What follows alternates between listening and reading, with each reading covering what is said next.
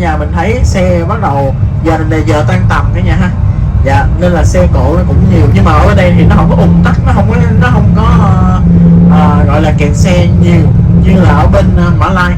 Dạ, và mỗi một cái địa điểm ở bên đây cả nhà mình thấy di chuyển khoảng tầm 10-15 phút là tới.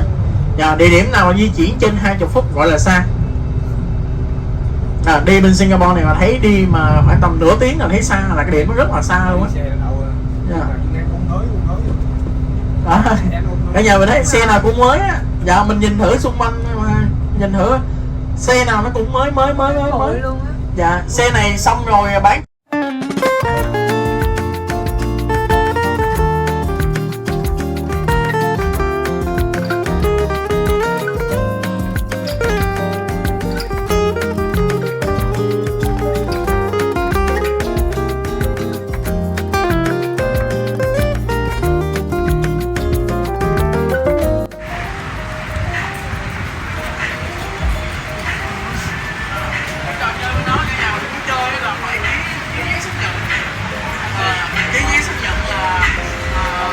Sẽ từ chối trách nhiệm khi mà mình chơi lên là có lên máu, người ta sẽ nhận phí xác nhận, nhưng mà 90 đô một lần đó nha, chứ không phải là rẻ đâu. Leo lên cái đó ngồi xong rồi nó không, mình đây ra mình cũng thấy nữa là mình là nó sẽ leo lên nó ngồi xong rồi nó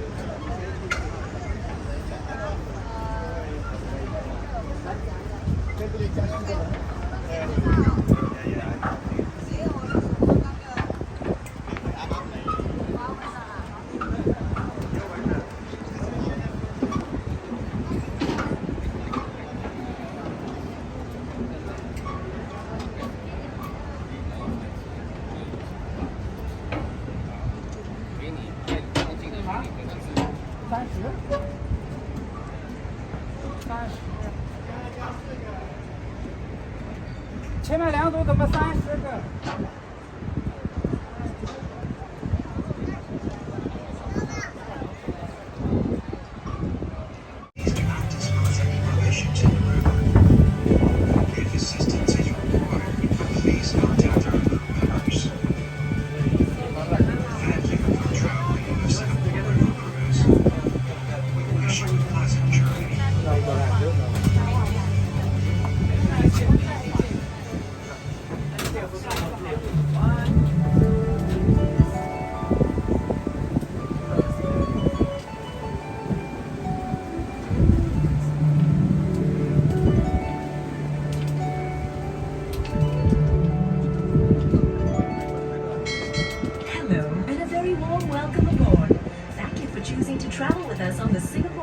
cruise. On this journey, we get to unravel Singapore's gritty past, enjoy our vibrant present, and even take a glimpse into our exciting future. This river represents the heart and soul of our young nation. In fact, Singapore's fortunes began at this very river a long time ago and have continued to flow from it ever since. Now, if you've got your eyes trained, your ears peeled, and your cameras ready, let's get started. You're now traveling into the very heart of our island city, so sit back and exciting future. This river represents the heart and soul of our young nation. In fact, Singapore's fortunes began at this very river a long time ago and have continued to flow from it ever since. Now, if you've got your eyes trained, your ears peeled, and your cameras ready, let's get started. You're now traveling into the very heart of our island city, so sit back and enjoy Singapore's fascinating story.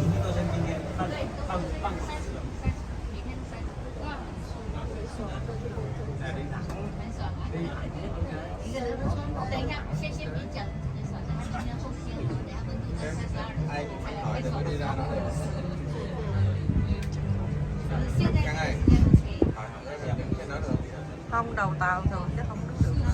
Dạ. On your right is Boat Quay and its stretch of colorful, quaint shop houses. It was completed in 1842 and is Singapore's very first quay. At its peak in the 1860s, Boat Quay handled 3/4 of Singapore's total shipping business.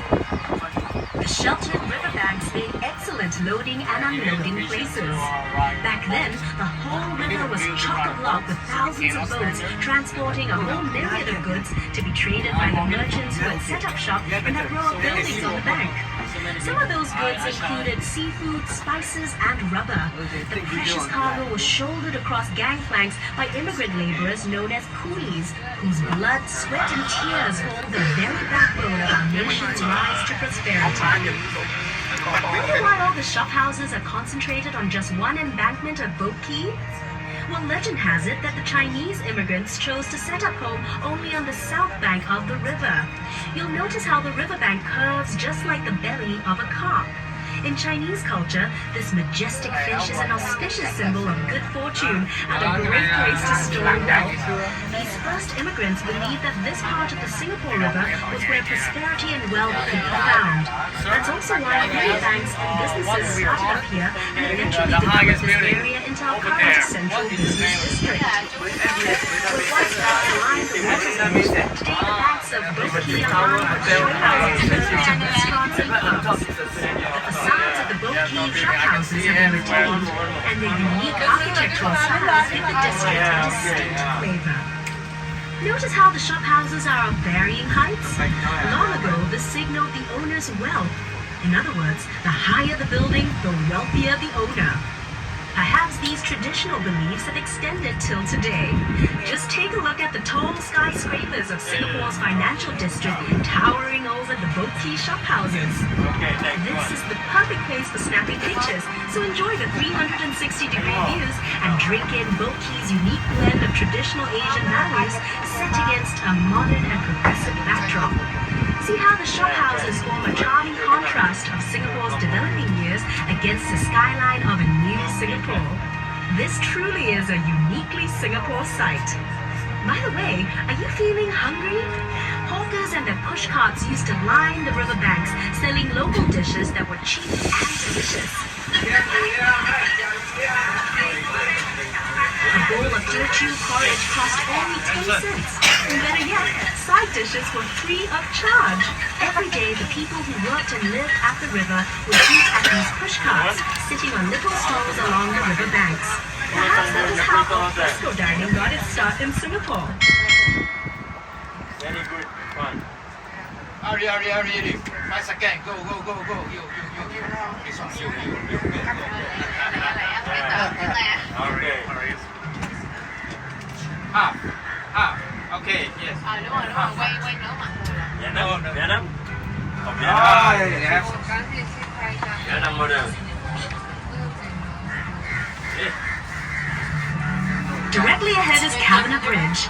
Completed in 1869 and named after Colonel Sir William Orford Kavanagh, Singapore's last governor, Singapore's only suspension form. It was manufactured in Scotland, then shipped to Singapore later to be assembled. Unfortunately, the bridge was built too low, and boats had to wait for low tide before they could pass. So look out and don't forget to duck as we cruise under the bridge. Just kidding. Coming up on the other side of Cabinet Bridge, you'll see a group of little boys jumping into the river. Don't worry about jumping in to save them. They're actually incredibly lifelike bronze sculptures showing a scene from the river's past, where children would stand and wave cheekily from their houses. Very often, they would take off all their clothes and jump in for a cool afternoon swim. Standing tall and majestic is the exclusive Fullerton Hotel, which blends the elegance of old-world charm with every modern convenience.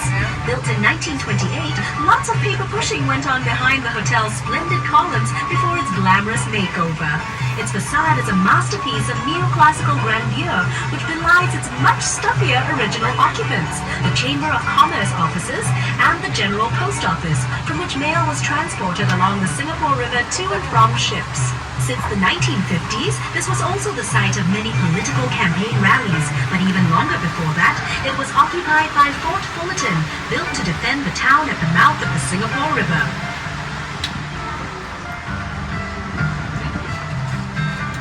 This promontory to your right used to be home to the merlion, Singapore's half-lion, half-fish icon.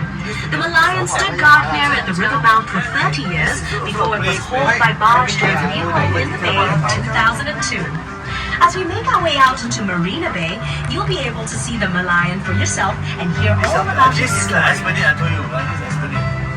What is that? Esplanade Theatre by the Bay. It's a place of performance, art and culture performance. This is hotel, this is hotel. Art and culture.